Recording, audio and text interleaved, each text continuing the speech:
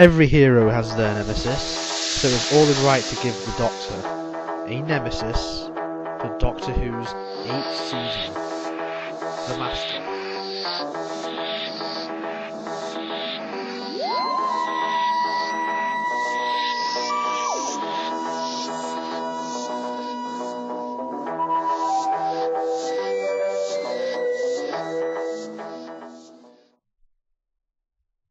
Roger Delgado was the first Master, and he was an instant hit with viewers. He first appeared in Terror of the Autons, which also saw the first appearance of Jo Grant, played by Katie Manning. It also saw the return of the Autons, who returned in the previous season's Spearhead from Space. At the end, the Master escaped. He appeared again in The Mind of Evil. A fantastic story, may I add. He played a more sinister role in this. At the end, he escaped. He appeared again in The Claws of Axos. He escaped. He appeared again in Colony of Space. Yes, he still gets her away. But in Season 8's finale, The Demons, he was finally captured for his crimes, putting Earth under threat after compromising with aliens such as Autons and the deity god Azal. His capture seemed like we never see him again. Yeah, it seems like a really good enough exit, seeing as he did appear in all 5 stories from Doctor Who's 8th season. The next season started without the Master, with the Daleks returning after a 5-year absence, followed by a return for the Ice Warriors. But in the 3rd story of Season 9, the Master returns once again, along with new popular foes, the Sea Devils.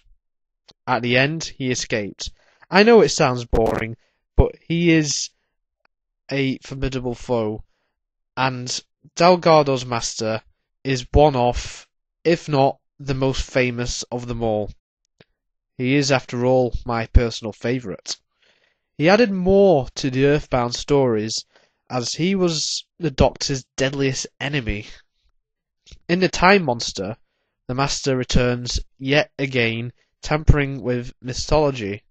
His last story was during Season 10, Frontier in Space. Fans got a real treat, as he appeared with the Daleks in the same scene. It is the first and only time that both the Master and the Daleks have featured together on screen at the same time.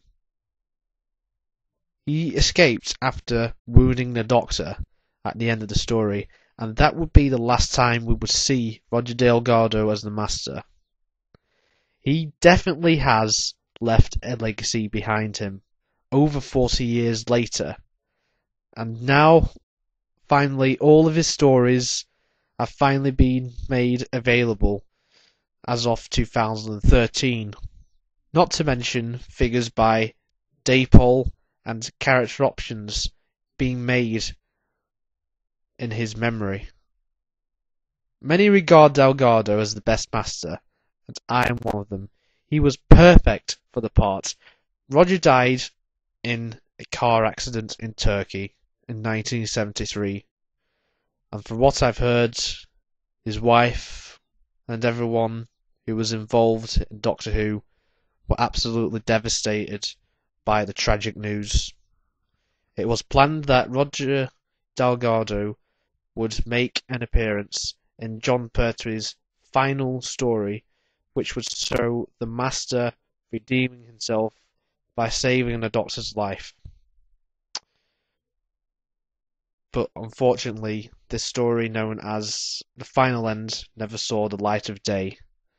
It is said that in the following year, when Jon Pertwee decided to leave, it was influenced by Delgado's death, as both he and Pertwee were really good friends behind the scenes.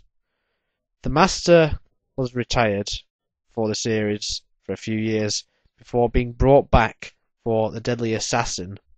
This time he would be played by Peter Pratt. The Master has lived on for generations and generations, and in another 50 years Roger Delgado will still be remembered for creating one of the most iconic villains in all of science fiction.